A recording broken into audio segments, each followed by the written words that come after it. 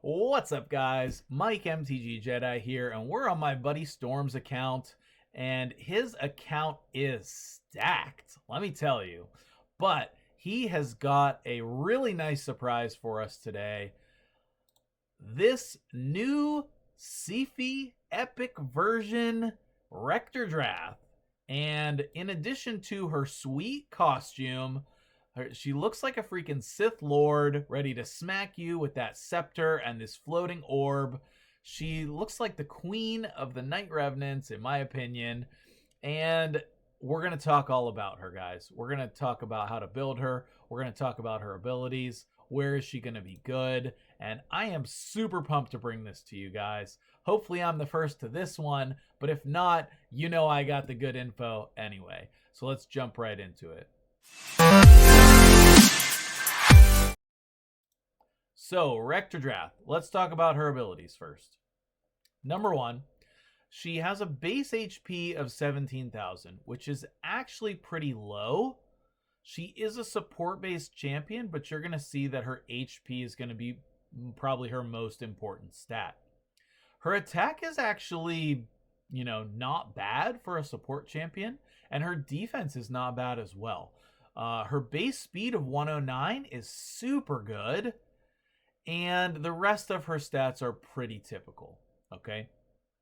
So what are her skills? Her A1, her basic attack, is a decrease attack skill. Now, anytime you have a champion with this type of skill as their basic attack, you want to consider them for clan boss, because decrease attack is the most important ability, most likely on your clan boss team, and having that ability on their basic attack is super clutch. The fact that hers is only going to be 50% and it attacks one time is not the best, but if you don't have a decrease attack, then this is going to be super important. Okay, so I think thinking about this ability is going to determine a lot of how we're going to build her. All right. Necro Mutation heals all allies by 20% of this champion's max HP. That's actually really rare.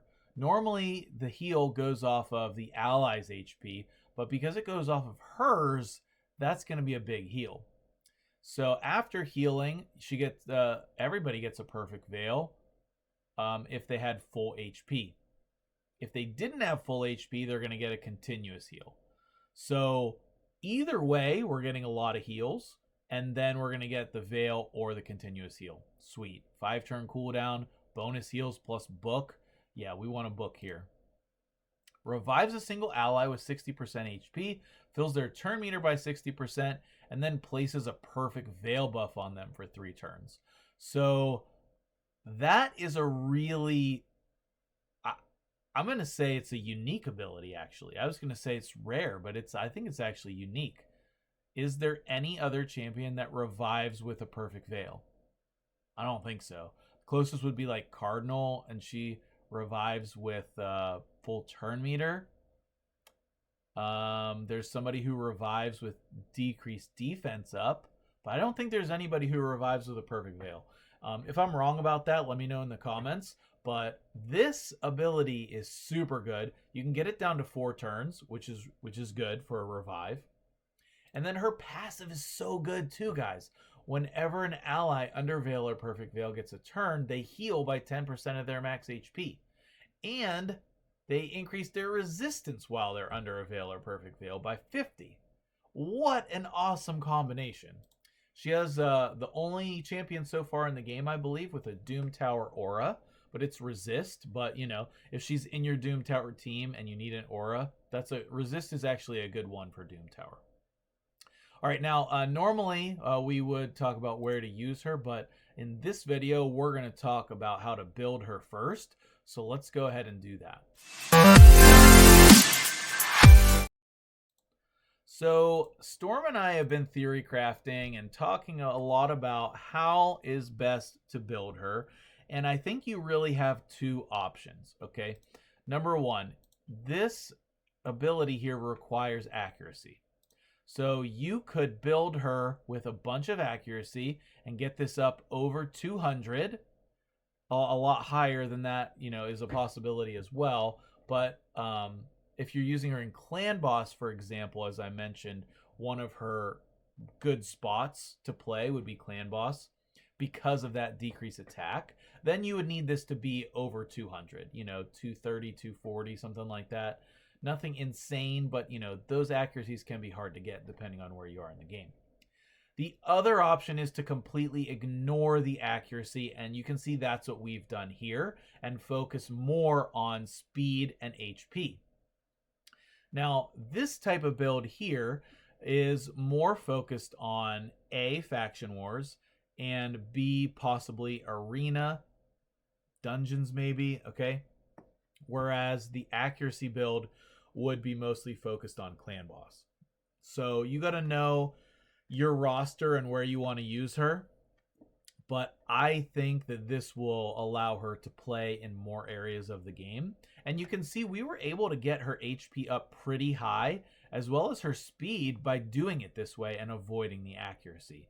Now, if we could have gotten some accuracy sub rolls, or maybe used perception gear, there are ways to get these stats with a high accuracy, but it's just a lot more gear intensive. Okay, now no matter which of the two builds you go with, you want to prioritize HP. So HP percentage on your chest and your gloves, preferably HP on the ring and the amulet. And then your banner would normally be HP, but whatever you have your highest speed roll is probably good. Okay. I think for more like mid or end game players, you could build a high resistance build here as well. Similar to how people build Duchess. But I really like this build. I think it's great as it is so far. Speed on the boots, always like 99% of the time, always speed, okay? And then your top row, you just want to focus on speed, HP, and as good of substats as you can get, right? Like, if you can get more HP substats in there, then that's great. If not, just do the best kind of gear that you can. Oh, I wanted to say as well, another option would be if you have good speed rolls on something like your life gear or Immortal or Divine Life. If you have good speed rolls on those, that could replace some of these as well.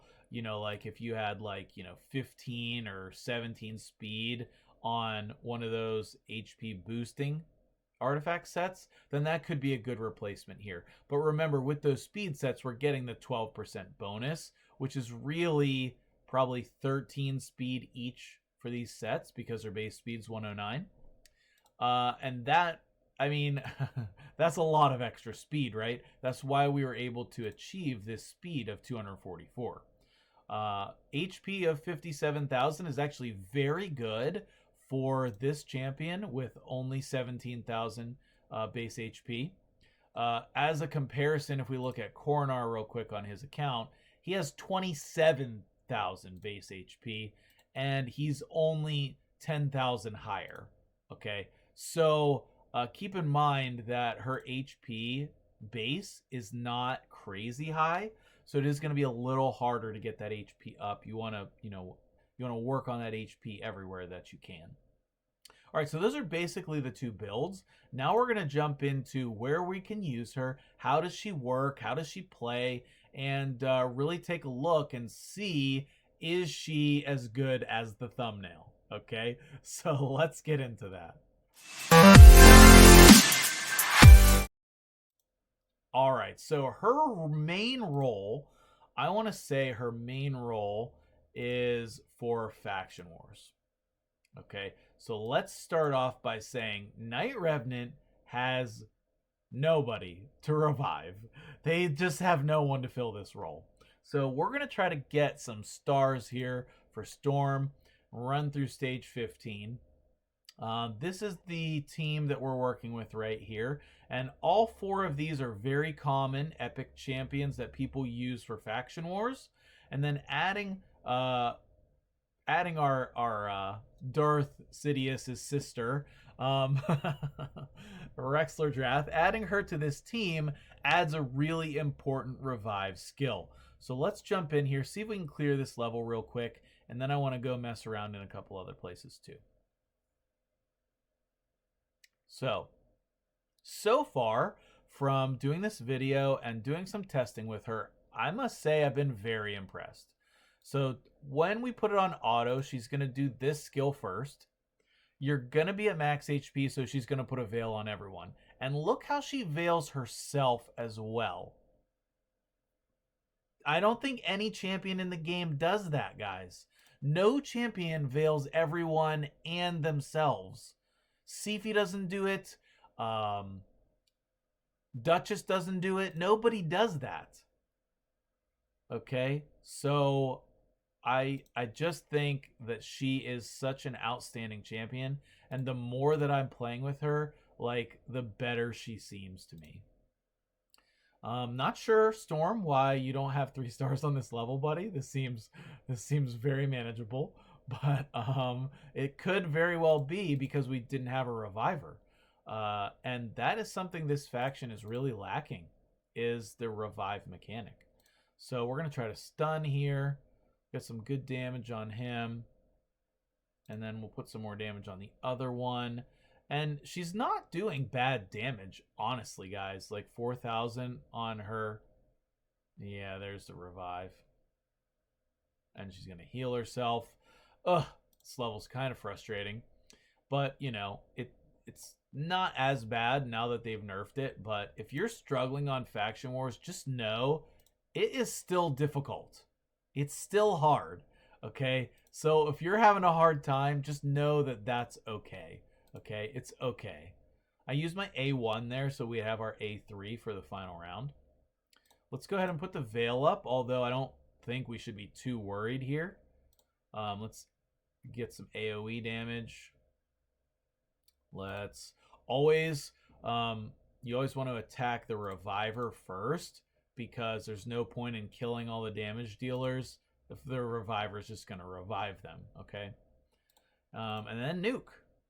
There you have it.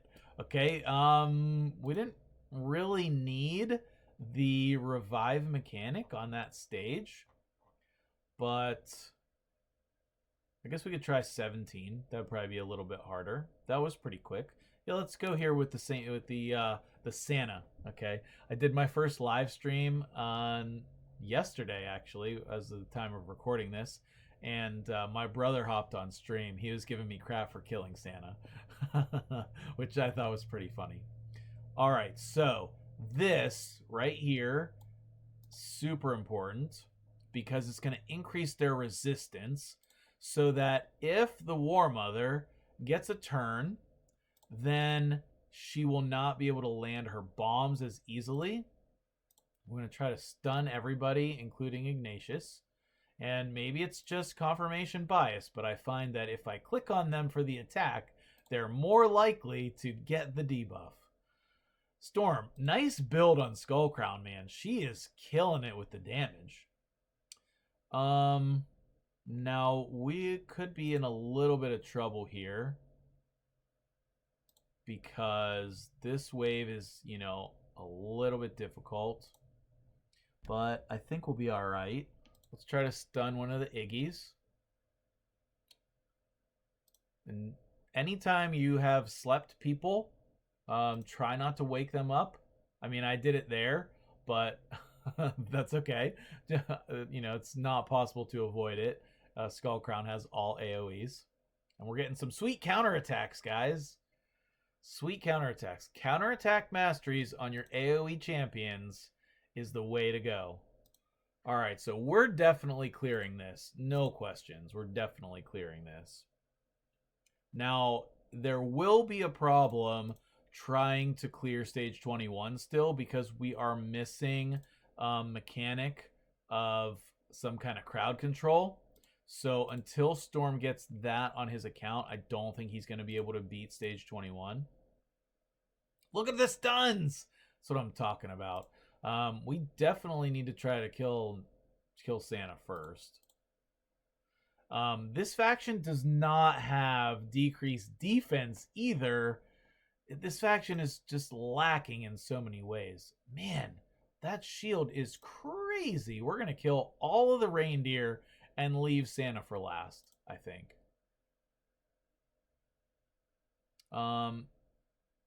Let's kill this guy. So far, we have not actually needed to revive anyone.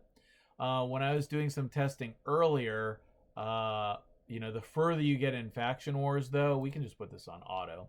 The further you get in Faction Wars, though, you'll definitely need to revive people. And Storm is definitely a late game account. So, he's got pretty good gear on his champions and, all of these different things. Okay, there we go. And cleared. So her resistance was probably the best thing about her in these early levels.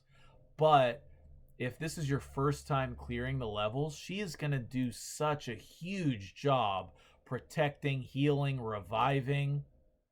She's going to be super clutch. Now, I want to also try her in the arena.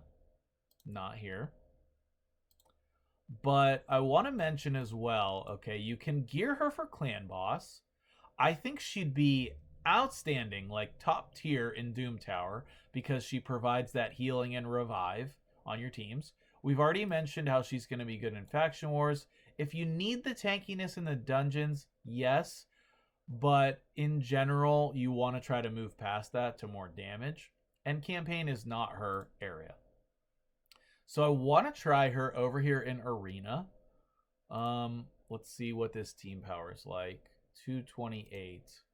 I don't want to just straight jump into a 228. This is better, okay? So let's go ahead and just slot her in here instead of the Apothecary. Now, Storm has got a pretty typical team here, okay? He goes speed into speed with Apothecary, and then into 2 nukes. Now, I'm not sure we really need 2 nukes because we have Trunda, but actually, let me check before I say for sure how Skullcrown is geared. But he could be trying to use Skullcrown as his... No, she has gain life back. Okay. If you put a stun set or a sleep set on her, she's not bad as a crowd control. But let's go ahead and try this. So what this is going to do is it's going to protect your damage dealers. So you have a couple options in Arena. Okay, we're faster, but not by a lot. So we're going to do this speed up. And she should be speed tuned. There we go. So that she always goes after Arbiter. Okay, I'm not going to get into that today, but it's, do a little math or use the Arena calculator. So then if we did it on auto, she would do this ability here. But that is the ability we want. Because now, when they get a turn... Oh, Trunda went down even with that veil. That's harsh. That is harsh. I really did not think that that would happen, to be honest. So, that was pretty surprising. Now, I mean, this could be a very good team and not typical. So, we'll try it again. What's happening here? Why don't I get a turn? Okay, it glitched. And now we're going to die. All right, well, that didn't go as planned. So let's go ahead and try it. Let's go ahead and try it again. Let's get a new list. So none of these are real teams. None of these are real teams. Don't hate me, Storm. Don't look at it. It's okay. It's not like you have, You're not hurting on gems. I hope it's okay. All right, so let's try this again. All right, so we have a similar type of team to the last one, but that last one seemed geared pretty well. We have no speed lead here, so we should be able to do our thing. Let's put this here, do that veil again. And then we're going to Trunda. And that's how it's supposed to work. And then we'll do the second nuke. All right. There we go. I wonder if... Let's see this team. That is an interesting team we have there. Who levels up Vizix? Vizix is bad. Prove me wrong in the comments. Vizix is bad. Let's see. Is there this one? No, we don't want to go against Tormund. This one. All right, so here was my thought. Instead of this, we want to try either Coronar, Angar, Sylar, all the R's. Let's see what speed. Let's see what speed he's at.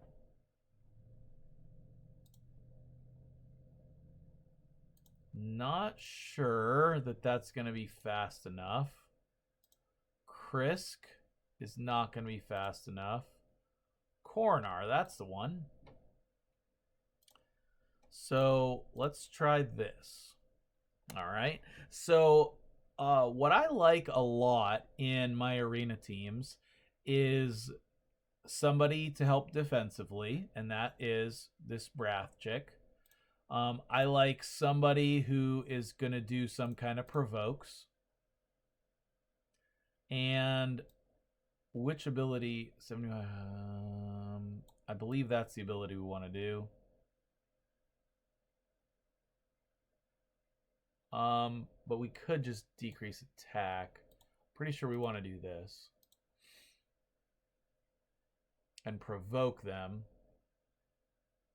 And now, the cool thing is, when you pair her with a provoke champion, they're going to be super protected. So that when they take all that damage, it's going to be reduced. So let's increase our turn meter again so that we go next. And look, she just did a passive heal on Trunda, who took a little bit of damage. And now let's go ahead and AoE kill them. That was good.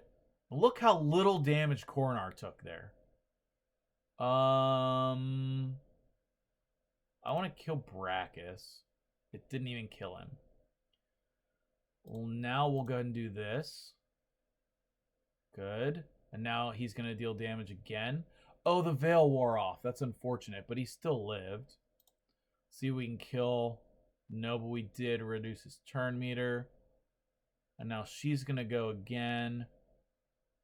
He didn't die, so she doesn't have to revive him. But if he did, then we would be able to revive here. Increase the turn meter again.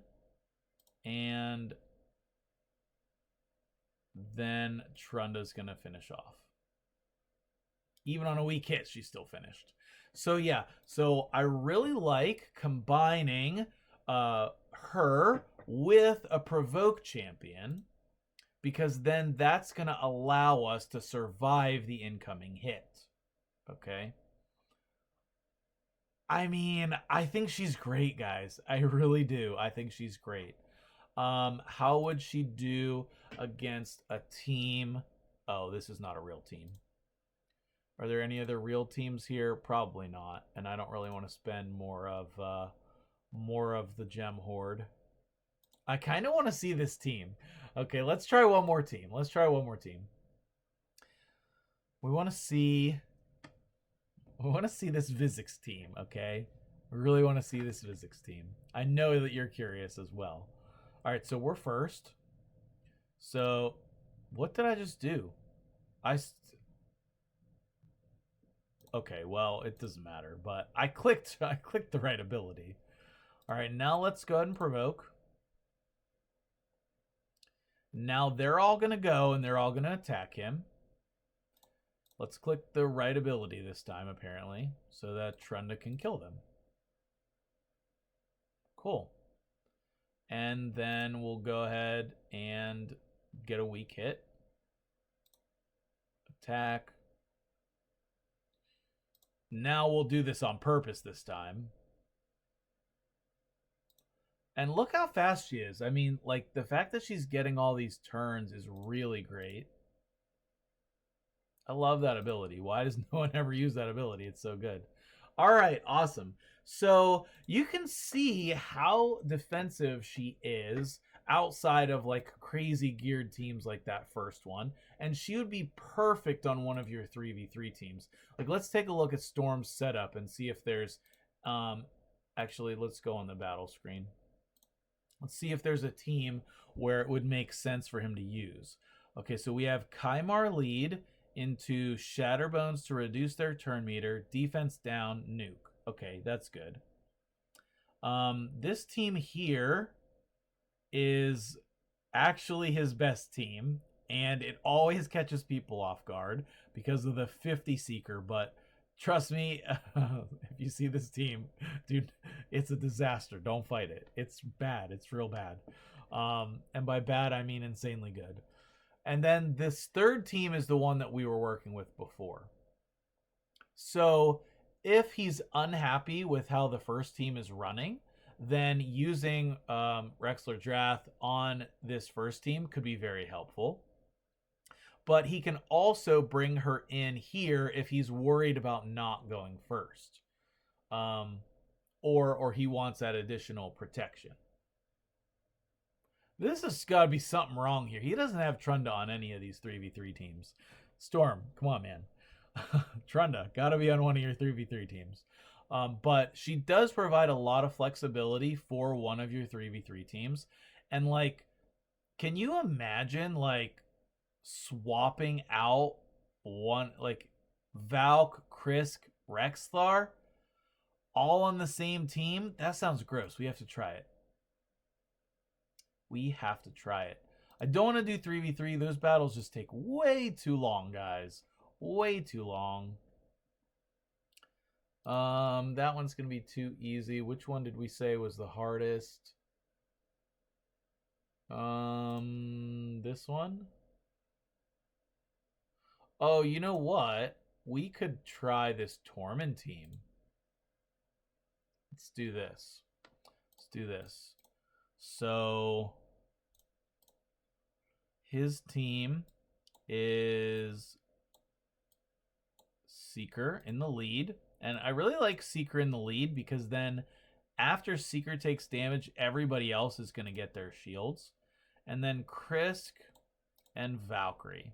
So, like, oh, that's defense and faction crypts anyway. Okay, never mind. Let's do it. Let's do it. Let's see how crazy this can be with a super defensive team that adds this heals, revives, and veil buffs. Like, first start off with Krisk's bustedness. Okay. Now we're going to veil everyone. I feel like she should have block debuffs as well, but maybe that would be too good. Biggin is so hard-hitting, he did no damage. No damage. We're going to provoke nobody because they all have block debuffs. And we're not going to put up any... Oh, Madam Stripped. Well, I mean, you know, we're testing it. It's a process. Anytime you get a new champion, you want to do things like this and test them out.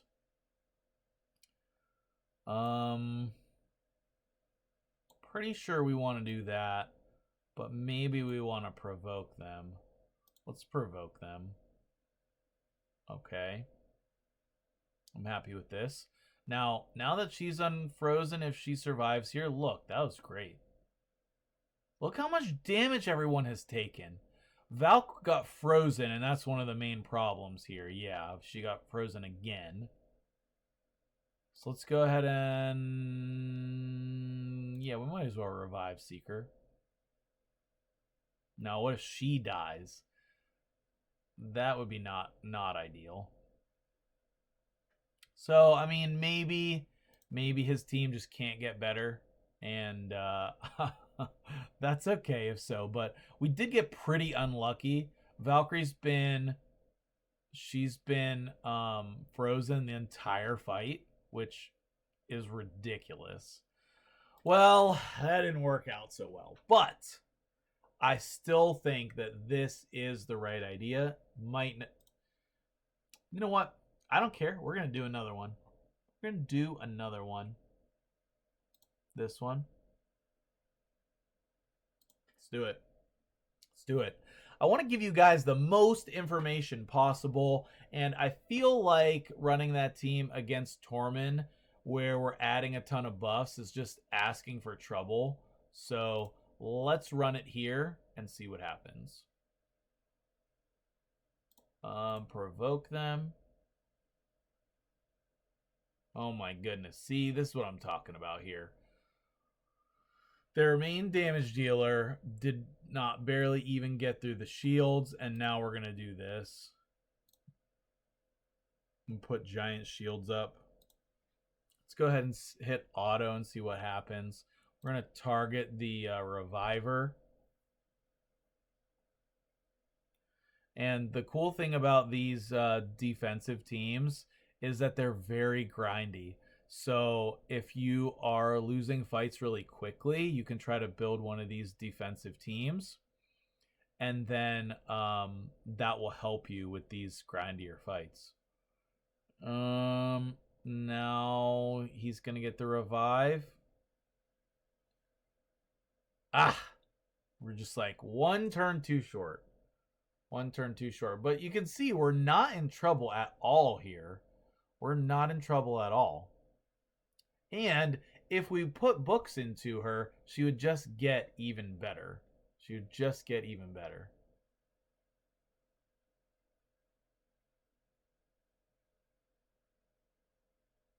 This is going to be a long fight. This is going to be a long fight.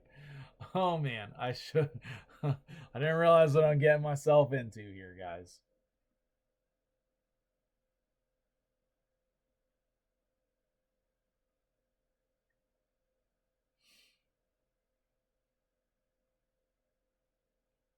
Are we going to get there? Come on, let's go. One more hit on the guy. There we go. Rexar coming in clutch. And then Lord Champfort, you need to go down, buddy. You need to go down. So, thank you for sticking around with me till the end of the video. I feel like I've tried to show her in a lot of different places with a lot of different potential. She certainly could be even improved from the build that we have here. But I think that, you know, this is a good showing of her, even as a budget-friendly option, right? Like, she doesn't have books. She doesn't have masteries. She's just doing her thing, keeping you alive, reviving your team, etc. And I think that for a lot of people, she is going to be really great for your account. At minimum, she's really going to help you in Faction Wars. And if we could just get through the passive heals on Lord Champfort, then we'd be good to go to finish this battle. And there you have it. So let's go ahead right back over to the champion loading screen and finish up the video. So, sweet new champion, Rector Drath.